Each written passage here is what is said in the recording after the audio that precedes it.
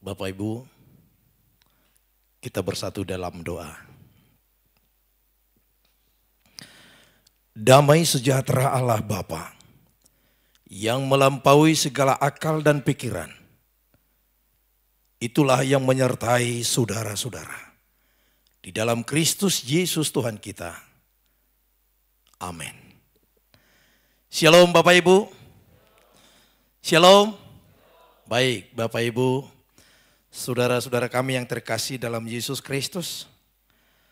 Sebelum saya membacakan firman untuk kita hari ini, izinkan kami untuk menyampaikan salam dari PGI Nasional kepada kita. Dan sebelum itu juga izinkan kami memperkenalkan diri kami di antara kita dalam ibadah sukacita hari ini. Sebagaimana tadi yang telah disampaikan di awal, bahwa hari ini adalah genap 75 tahun. Tanggal 25 Mei 2025, genap 75 tahun PGI bersinar di dunia Indonesia. Nah, oleh karena itu Bapak Ibu, kami juga memperkenalkan diri kami. Kami adalah Pendeta Daniel Marpaung yang melayani saat ini di Gereja HKBP Jalan Gurun Dalam dan sekaligus juga menjadi Ketua PGI Wilayah Sumatera Barat periode 2022-2027. Nah, oleh karena itu Bapak Ibu, kami sangat bersuka cita, kami sangat bangga atas keterbukaan inklusif daripada gereja kita Kalam Kudus yang telah menerima hari ini. Sekalipun ada acara penyerahan hari ini yang begitu sakral, tetapi gereja Kalam Kudus tetap welcome dengan acara yang dilaksanakan oleh PGI hari ini. Bapak Ibu, sekali lagi sebelum saya membacakan firman, izinkan saya menyampaikan salam dari Ketua PGI Nasional yang disampaikan oleh seluruh pengkhotbah yang melaksanakan tugas mimbar hari ini di seluruh Sumatera Barat. Saudara-saudari yang terkasih dalam Yesus Kristus, hari ini kita menapaki satu titik sejarah yang tak sekedar menandai usia, tetapi menyatakan kesetiaan Allah yang tak bersyarat dan kasih-Nya yang tak tergoyahkan. 75 tahun sudah PGI hadir dalam pergumulan bangsa ini. Dari kita berkata dengan iman penuh, Ebenezer, sampai di sini Tuhan menolong kita. Ucapan ini bukanlah slogan liturgis, tetapi ia lahir dari kedalaman hati, dari lorong-lorong sejarah penuh perjuangan, dari perjumpaan gereja-gereja dengan kekerasan, kemiskinan, ketidakadilan, dan krisis kemanusiaan yang tak kunjung reda. Tetapi justru disitulah kita menemukan tangan Tuhan yang tak pernah lepas dan suara Roh Kudus yang tak pernah diam.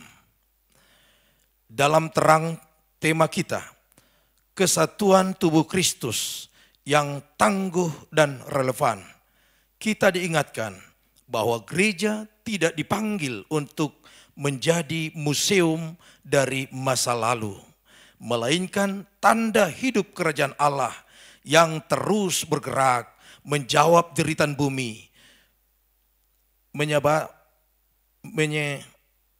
menyehati yang tersingkir, merangkul yang tertindas, dan menyalakan harapan.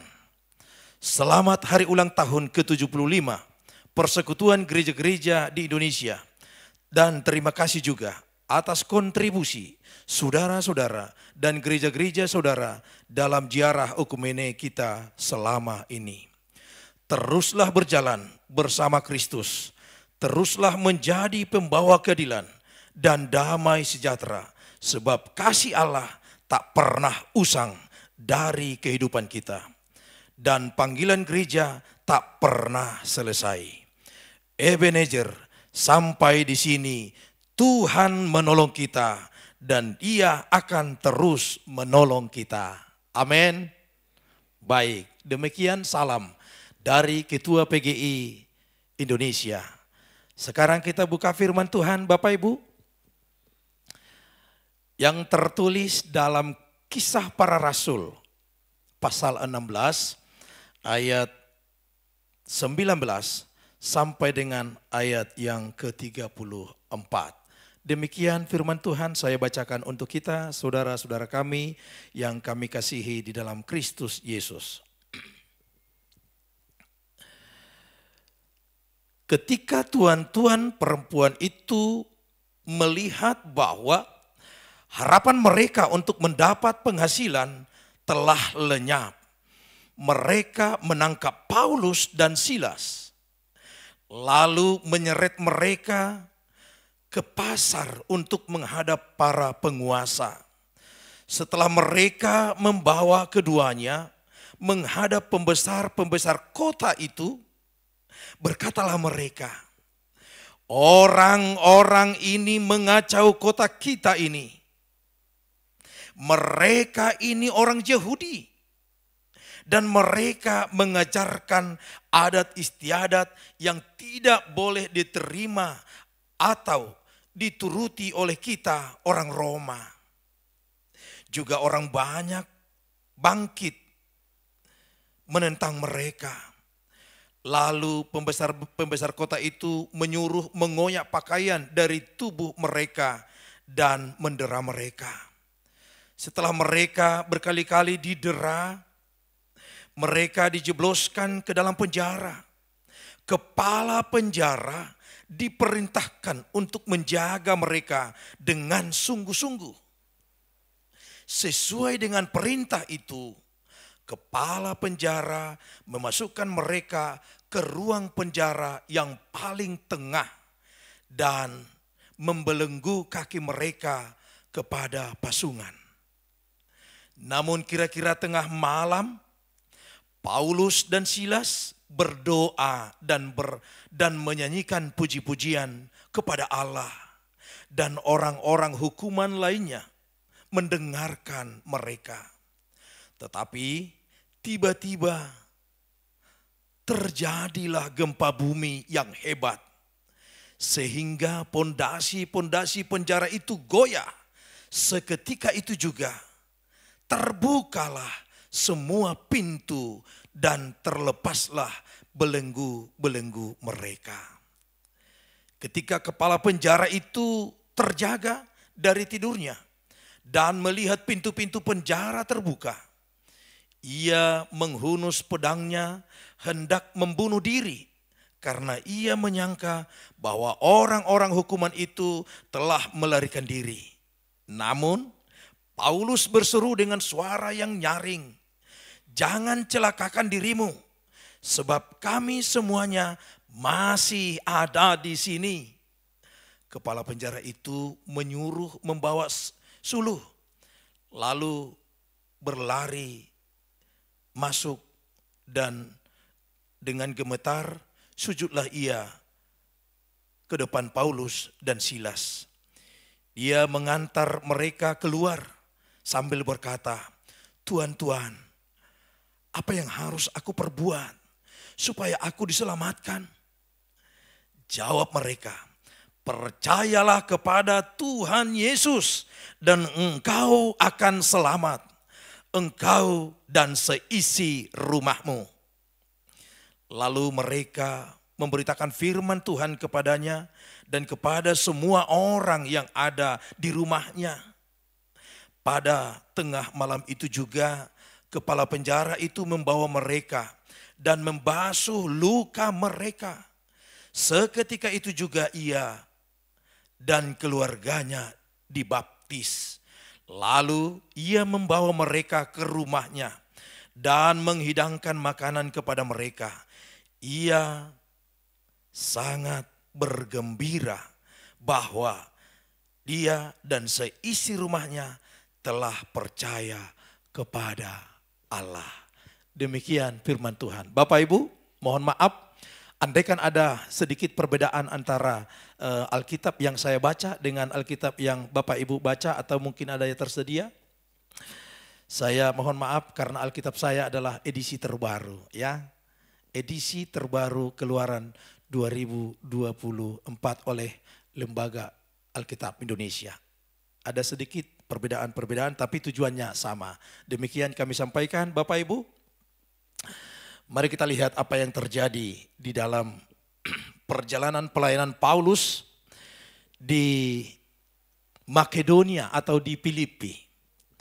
Ketika Paulus telah membulatkan hatinya percaya kepada Kristus dan dia dengan semangat, dengan gigih menyampaikan firman Allah kepada setiap orang yang dia jumpai, maka Paulus menemui seorang penenung atau tukang sulap. Dan pemimpin-pemimpin kota pada saat itu banyak mendapatkan keuntungan dari perempuan penenung tersebut. Dan ketika Paulus dan Silas bertemu dengan perempuan penenung itu, maka tergeraklah oleh kuasa Roh Kudus. Maka penenung itu juga melihat ada sesuatu yang lain dengan Paulus dan Silas. Maka perempuan itu, penenung itu, tukang sulap itu berseru-seru bahwa orang ini adalah orang pilihan Tuhan. Orang ini bukan orang biasa. Maka penenung-penenung itu selalu berseru-seru kepada orang ramai, menyatakan bahwa Paulus adalah bukan orang biasa, tetapi adalah orang yang dipenuhi dengan kuasa Allah.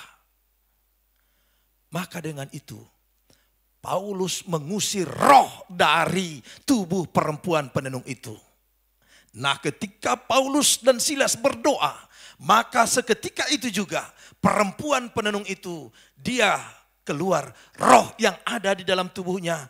Maka seketika itu juga keluar roh jahat yang ada di dalam hidupnya. Maka dengan itu Bapak Ibu, setelah saat itu, maka perempuan itu tidak lagi bermain sulap. Dan kehidupannya juga tidak lagi di situ. Dan dia akhirnya mengikut Paulus dan Silas. Maka pemimpin-pemimpin yang tadinya banyak mendapatkan untung dari perempuan penenung itu, maka mereka berontak terhadap Paulus dan Silas. Gara-gara Paulus, gara-gara Silas inilah, maka perempuan ini tidak bisa lagi bahan pencaharian bagi kami.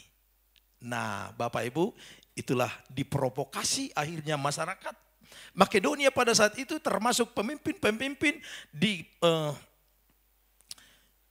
diajak untuk mengusir Paulus atau menangkap Paulus. Karena mereka tidak mendapatkan keuntungan lagi dari penenung itu. Bapak Ibu, akhirnya mereka berseru-seru, mereka memutarbalikkan fakta terhadap Paulus dan Silas supaya Paulus dan Silas ditangkap. Yang pada akhirnya Paulus dan Silas benar-benar ditangkap. Bapak Ibu, yang mau kita lihat dari kejadian kesetiaan Paulus dengan Silas terhadap apa yang mereka alami. Bayangkan Bapak Ibu, andaikan saudara seperti itu melakukan yang baik, melakukan yang perintah Allah, tetap kita setia, kita benar-benar berjalan sesuai dengan perintah Allah. Tetapi kita justru dicerca oleh orang lain, kita justru dihina oleh orang lain, kita justru difitnah orang lain. Tentu kita bertanya, Tuhan, ada apa ini Tuhan? Aku melakukan perintah-Mu Tuhan. Aku melakukan apa yang Engkau kehendaki dari saya. Tetapi kenapa Engkau biarkan mereka mengkhianati saya? Kan seperti itu kalau kita manusia biasa. Tetapi Bapak Ibu, yang mau kita lihat, yang luar biasa, Paulus menghadapi masalah, Silas juga menghadapi persoalan, tetapi mereka tidak berdosa kepada Tuhan. Amin. Justru ketika mereka dimasukkan ke dalam penjara yang paling dalam, ketika mereka dimasukkan ke dalam penjara yang tidak ada sinar sama sekali, mereka justru bersukacita, selalu memuji dan memuliakan Allah. Kita lihat bahwa di dalam penjara, Paulus melipat tangan dan berdoa dan memuji dan memuliakan nama Allah di dalam penjara yang gelap. Mereka tidak menuntut kepada Allah. Mereka tidak bersungut-sungut kepada Allah atas kejadian yang mereka alami. Tapi Bapak Ibu, ternyata Paulus dengan Silas, mereka melipat tangan menjelang tengah malam. Mereka melipat tangan dan bernyanyi. Sekalipun perkara-perkara persoalan yang mereka hadapi, mereka menikmati itu. Karena mereka yakin bahwa Tuhan tidak akan meninggalkan mereka. Tuhan tidak akan tinggal diam melihat mereka. Maka pada saat itu juga terjadi perkara atau kejadian besar yang belum pernah terjadi. Maka terjadi apa? Gempa yang sangat dahsyat. Terjadilah gempa yang sangat dahsyat. Dan itu pun sesuai dengan penelitian para ahli-ahli. Kejadian pada saat itu hanya di sekitar penjara. Gempa itu terjadi hanya di sekitar penjara. Bukan di secara keseluruhan kota Makedonia. Bukan. Tetapi hanya di sekitar penjara itu terjadi gempa besar. Dan itulah karya Allah untuk menyelamatkan orang-orang yang dikasihinya. Amin. Maka Paulus dan Silas akhirnya tadinya mereka yang dibelenggu atau dipasung. Kita paham dipasung Bapak Ibu? Ya, dipasung. Karena kepala penjara telah diperintahkan supaya kepala penjara benar-benar menjaga Paulus dan Silas supaya tidak lari, supaya mereka tidak memberitakan firman lagi. Jaga mereka. Wahai engkau kepala penjara, jaga. Benar-benar masukkan mereka ke dalam penjara yang paling dalam supaya mereka mati di sana.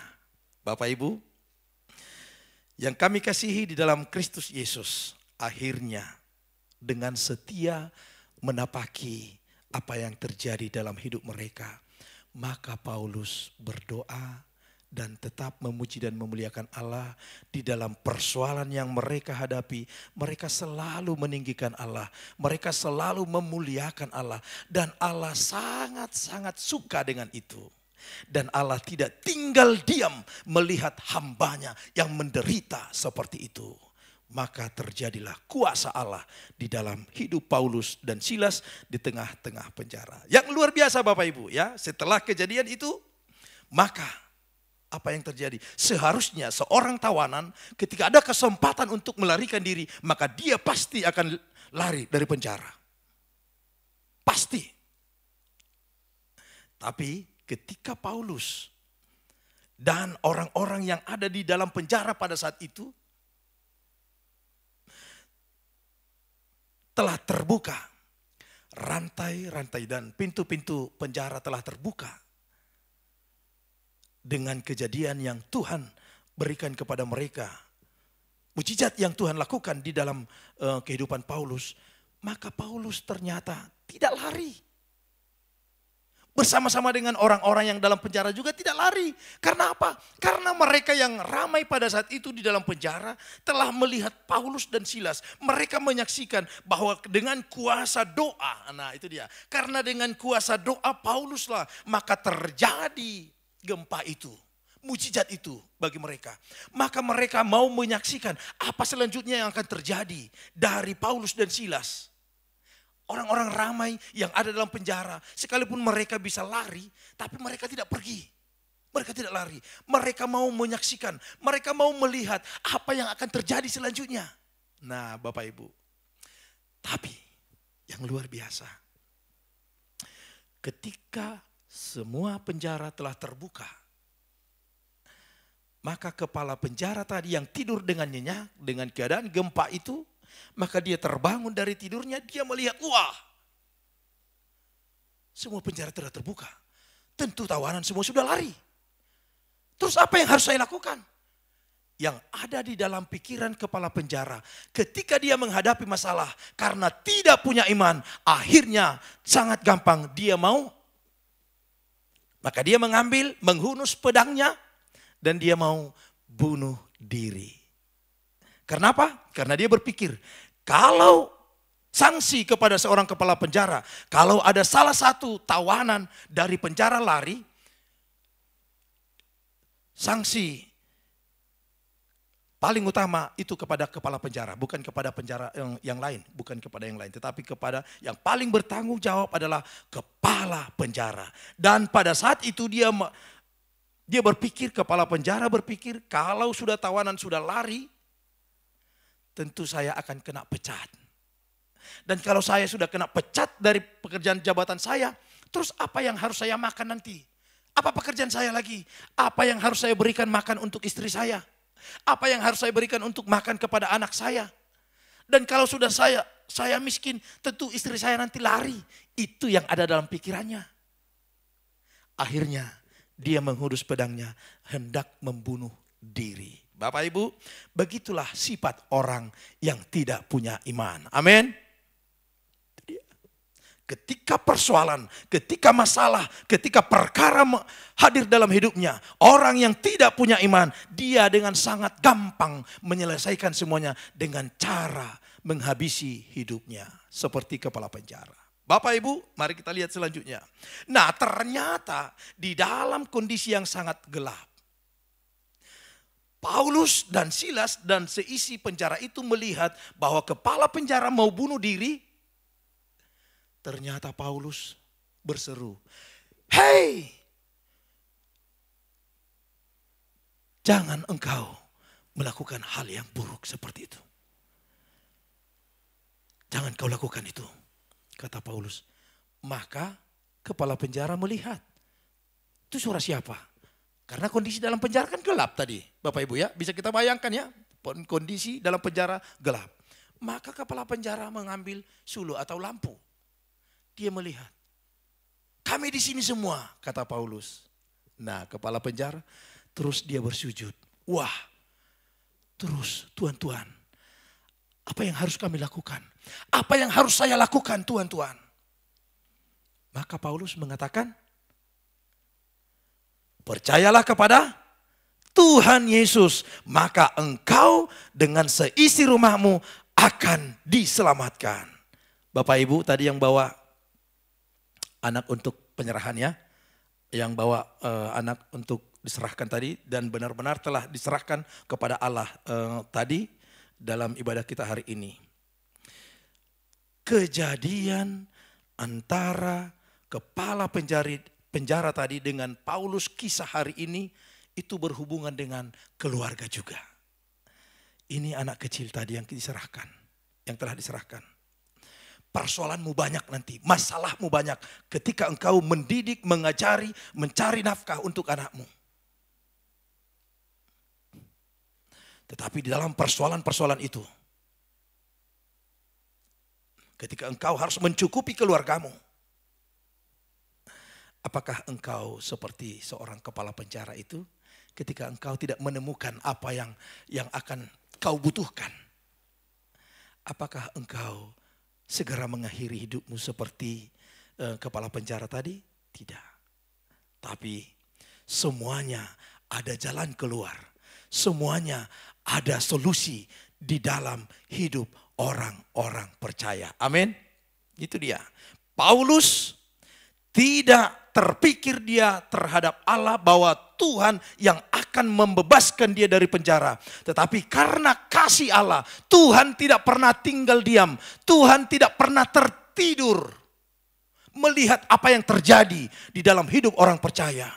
Maka Paulus hanya berdoa dan bernyanyi, memuji dan memuliakan Allah di dalam penderitaannya. Itu yang luar biasa Bapak Ibu ya. Ketika kita bersuka cita, ketika kita mendapatkan berkat dalam hidup kita, maka kita memuji dan memuliakan Allah. Itu soal biasa. Ya, soal biasa.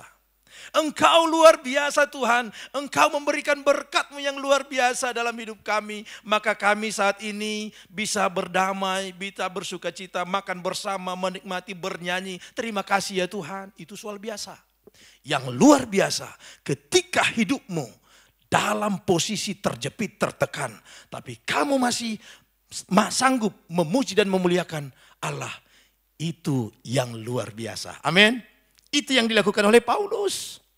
Ketika hidupnya tertekan. Ketika hidupnya benar-benar tidak bisa lagi secara manusiawi, tidak ada lagi jalan keluar. Karena sudah dimasukkan ke dalam penjara yang paling gelap. Dan kakinya telah dipasung, tangannya telah dirantai. Bayangkan. Tapi dia masih tetap memuji dan memuliakan Allah. Di dalam posisi yang sangat terpuruk. Di dalam posisi yang sangat menyakitkan. Dia masih memuliakan Allah. Itu yang luar biasa Bapak Ibu. Itu yang susah kita lakukan. Tetapi firman Allah hari ini, sekalipun itu susah, marilah tetap berusaha untuk memuji dan memuliakan Allah apapun yang terjadi dalam hidup kita. Bapak Ibu, saudara-saudara kami yang terkasih dalam Yesus Kristus, mari kita lihat kuasa doa dari orang benar, ya. Kan tadi Paulus berdoa dengan Silas. Kuasa doa itulah yang terjadi pada malam hari ini. Pada malam hari itu sehingga terjadilah gempa yang sangat dahsyat. Yang tidak masuk akal. Kalau kita menganalisa itu tidak mungkin masuk akal. Tangan dirantai, kaki juga dipasung. Gempa terjadi, bagaimana bisa itu semua terjadi? Dari akal sehat kita, logika kita tidak mungkin bisa terjadi. Tetapi bagi Tuhan tidak ada yang mustahil. Amin. Nah, sekarang Bapak Ibu, apa persoalanmu? Nah itu dia. Apa perkara yang kamu hadapi hari ini? Anakmu kah? Atau ekonomimu sekarang yang terpuruk? Usahamu yang tidak berkembang hari ini? Itu mungkin yang membebani hidupmu hari ini. Tetapi firman Allah memastikan hari ini, merekomendasikan, percayalah dan bermohonlah kepada Tuhan di dalam hati yang tulus, maka engkau akan menerima jawaban daripada Allah. Amin. Itu dia. Masing-masing kita punya perkara hari ini. Masing-masing kita punya persoalan hari ini. Apa perkaramu? Apa persoalanmu? Dalam ulang tahun PGI yang ke-75 hari ini. Ebenezer artinya apa tadi? Ebenezer artinya sampai saat ini Tuhan menyertai kita, ya. Sampai saat ini Tuhan menyertai kita. Gereja-gereja yang ada di seluruh Indonesia. Gereja-gereja yang ada di Sumatera Barat ini, sekalipun posisi kita terjepit, ya.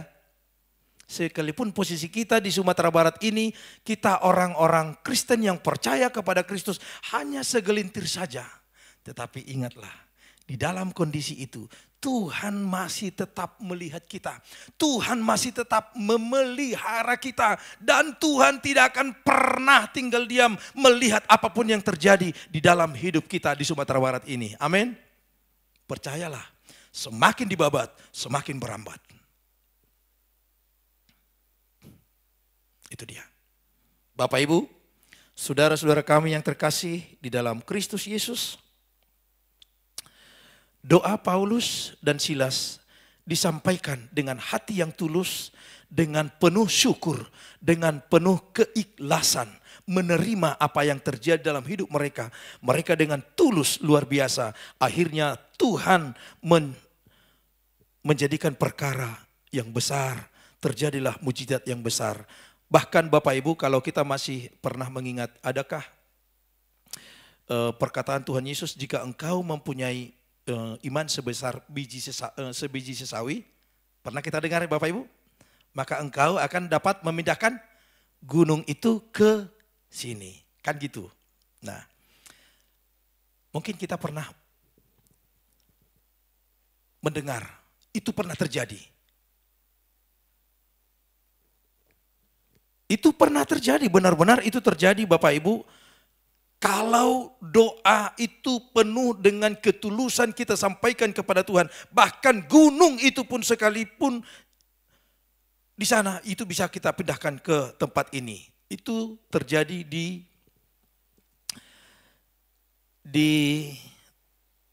Tapi bukan dalam Alkitab ya, ini bukan dalam Alkitab, tetapi kalau kita lihat di dalam sejarah juga ada, itu namanya Bukit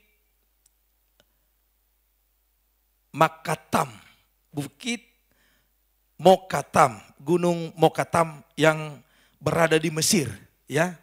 Bukit Mokatam pada saat itu pemimpin adalah Khalifah Al-Mais, maka Khalifah Al-Mais memanggil Paus Abraham pada saat itu. Ya, pemimpin gereja pada saat itu memanggil Khalifah Al-Mais memanggil Paus Abraham, wahai engkau Paus Abraham, jikalau benar kitabmu yang mengatakan bahwa jika imanmu ada sebesar sebiji sesawi, maka engkau dapat memindahkan gunung itu. Nah sekarang berdoalah kepada Tuhanmu. Kalau ini gunung Mokatam ini tidak berpindah, tidak bergeser, maka semua orang-orang Kristen yang ada di sini maka akan dibunuh. Begitu. Bapak Ibu, maka bersujudlah Paus Abraham pada saat itu. Dia mengundang semua orang-orang Kristen yang ada di tempat itu bersujud dan berdoa kepada Tuhan dengan tulus. 3 hari 3 malam mereka bersujud bermohon kepada Tuhan. Maka terjadilah pergeseran gunung Mokatam sejauh 3 kilometer. Sejauh 3 kilometer. Mulai pada saat itulah Khalifah Al-Mais menyaksikan kejadian itu, benar-benar apa yang ada di dalam kitab suci yang diimani oleh orang-orang Kristen memang nyata. Maka mereka dibebaskan. Akhirnya Paus Abraham dan setiap orang Kristen yang ada pada saat itu di Mesir, maka mereka dibiarkan untuk tetap hidup. Artinya kuasa doa itu benar-benar sangat besar kuasanya di dalam kehidupan orang-orang percaya. Maka Bapak Ibu, saudara-saudara kami yang terkasih dalam Yesus Kristus, dalam ulang tahun PGI yang ke-75 ini, kita diajak untuk membuktikan doa di dalam hidup kita. Kita diajak untuk tulus selalu berdoa dalam hidup kita. Sebab tidak ada yang mustahil bagi Allah jikalau kita tulus bermohon, bersujud kepada Allah, meminta apapun yang kita minta di dalam hidup kita, baik itu secara ekumenis gereja, baik itu secara aktivitas kita setiap hari, maupun di dalam keluarga kita masing-masing. Sekali lagi, perkara apa yang kamu hadapi hari ini, bawalah dalam doamu. Tuhan pasti akan menjawab. Amin.